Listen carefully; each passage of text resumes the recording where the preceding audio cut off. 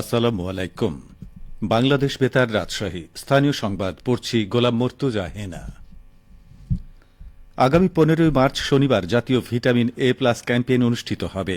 এদিন সারা দেশের মতো রাজশাহী নগরীতেও 6 থেকে 11 মাস এবং 12 থেকে 59 মাস বয়সী 66,620 জন শিশুকে ভিটামিন এ প্লাস ক্যাপসুল খাওয়ানো হবে।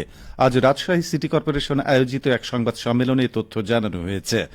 সংবাদ সম্মেলনে সিটি কর্পোরেশনের প্রধান স্বাস্থ্য কর্মকর্তা ডাক্তার AFM আঞ্জুমান আরা বেগম জানান, সিটি কর্পোরেশন এলাকায় 6 থেকে 11 মাস বয়সী 8,715 জন শিশুকে এবং 12 থেকে 59 মাস বয়সী 57,905 জন শিশুকে ভিটামিন এ প্লাস ক্যাপসুল খাওয়ানো হবে।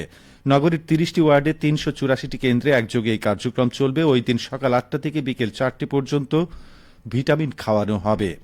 এ সময় সিটি কর্পোরেশন প্রশাসক ও বিভাগীয় কমিশনার খন্দকার আজিম আহমেদ বলেন, সরকারি উদ্যোগে বছরে 2 বার জাতীয় ভিটামিন এ প্লাস ক্যাপসুল শিশুদের বিনামূল্যে খাওয়ানো হয়। এবার যাতে কোনো শিশুই বাদ না পড়ে সে বিষয়ে সংশ্লিষ্টদের সচেতন থাকার আহ্বান জানান তিনি। বগুড়ার শিবগঞ্জ উপজেলায় মাধ্যমিক পর্যায়ের শিক্ষকদের নিয়ে 15 দিনের দক্ষতা বিষয়ক প্রশিক্ষণের সমাপনী অনুষ্ঠিত হয়েছে। আজ উপজেলা পরিষদ মিলনায়তনে অনুষ্ঠিত সমাপনীতে প্রধান অতিথি ছিলেন শিবগঞ্জ উপজেলা নির্বাহী কর্মকর্তা জিয়াউর রহমান। বিশেষ অতিথি ছিলেন উপজেলা মাধ্যমিক শিক্ষা কর্মকর্তা গোলাম মাহবুব মোরশেদ। অনুষ্ঠানে সভাপতিত্ব করেন ব্যানবেইজের শিবগঞ্জ উপজেলার সহকারী প্রোগ্রামার মোহাম্মদ জহির উদ্দিন। অনুষ্ঠানে বক্তারা বলেন, ব্যানবেইজ দেশের শিক্ষা ব্যবস্থাপনায় শিক্ষা তথ্য পরিসংখ্যান সংগ্রহ, সংরক্ষণ, বিতরণ ও প্রচারের একমাত্র সরকারি সংস্থা। সংস্থাটি শিক্ষাক্ষেত্রে ধারাবাহিক উন্নয়নের সাথে সম্পৃক্ত হয়ে শিক্ষা তথ্য বিনির্মাণ ও সরবরাহ করে জাতীয় ও আন্তর্জাতিক সংস্থাসমূহের কাছে সমাদৃত হয়েছে। বর্তমানে প্রতিষ্ঠানটি শিক্ষা তথ্য পরিসংখ্যান কার্যক্রম ছাড়াও শিক্ষা সেক্টরে আইসিটি প্রশিক্ষণ ও আইসিটি শিক্ষার প্রসারে ব্যাপক ভূমিকা রাখছে। বাংলাদেশ শিক্ষা তথ্য পরিসংখ্যান ব্যুরো ব্যানবেইজ আয়োজিত প্রশিক্ষণে 24 জন শিক্ষক অংশগ্রহণ করেন। নওগাঁর রানীনগরের ধর্ষণ ও নারীর প্রতি সহিংসতার প্রতিবাদ ও মানববন্ধন পালন করেছে শিক্ষার্থীরা। আজ সকালে উপজেলার বটতলী এলাকায় আস্থা যুব ফোরামের আয়োজনে কর্মসূচি পালিত হয়। এ সময় বক্তারা নারী নিপীড়ন, ধর্ষণ ও নারীর প্রতি সহিংসতার প্রতিবাদ সহ ধর্ষণকারীর সর্বোচ্চ শাস্তির দাবি জানান। প্রতিবাদ কর্মসূচিতে শিক্ষক, শিক্ষার্থী ও সচেতন ব্যক্তিরা অংশগ্রহণ করেন।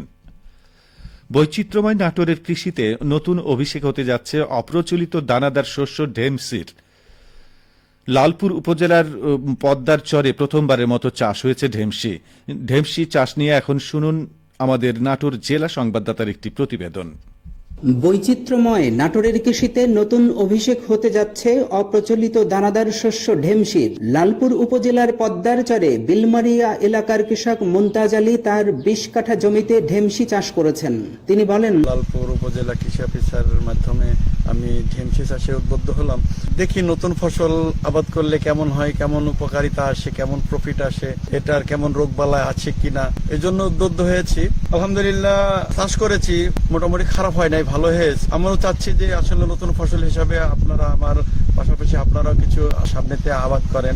উপসহকারী কৃষি কর্মকর্তা মোহাম্মদ শহীদুজ্জামান জানান, এবছর কৃষককে উদ্বুদ্ধকরণের মাধ্যমে অপ্রচলিত দানা শস্য ঢেমসি চাষাবাদ করিয়েছি।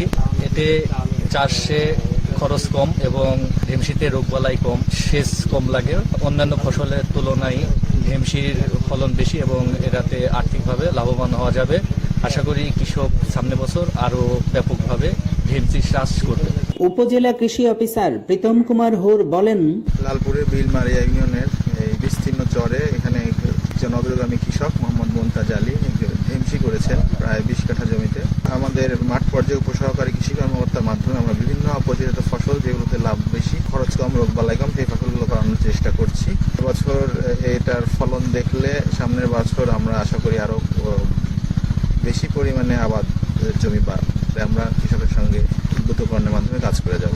চালের মতো খাদ্য হিসেবে গ্রহণযোগ্য সুপারফুড ঢেমসিতে আছে অতিমাত্রায় protein, mineral, fibre, calcium, magnesium, phosphorus, zinc, vitamin B এবং সেলেনিয়াম, যা উচ্চ রক্তচাপ, ক্যান্সার এবং অ্যাজমা প্রতিরোধে ভূমিকা রাখে। ফরাজি আহমদ রফিক বাবন, নাটোর জেলার সংবাদদাতা, বাংলাদেশ বেতার, রাজশাহী। সবশেষে আবহাওয়া। আজ রাজশাহীতে সর্বোচ্চ তাপমাত্রা ছিল 34.6 ডিগ্রি এবং সর্বনিম্ন 18.5 ডিগ্রি সেলসিয়াস। বিকেল 3টায় বাতাসে আপেক্ষিক আর্দ্রতার পরিমাণ ছিল 31%। রাজশাহী ও পার্শ্ববর্তী এলাকায় আজ ইফতার সন্ধে 6টা 16 এবং আগামীকাল সেহরির শেষ সময় ভোর 4টে 56 সংবাদ শেষ হলো। আমাদের পরবর্তী স্থানীয় সংবাদ সন্ধ্যা 7টায়।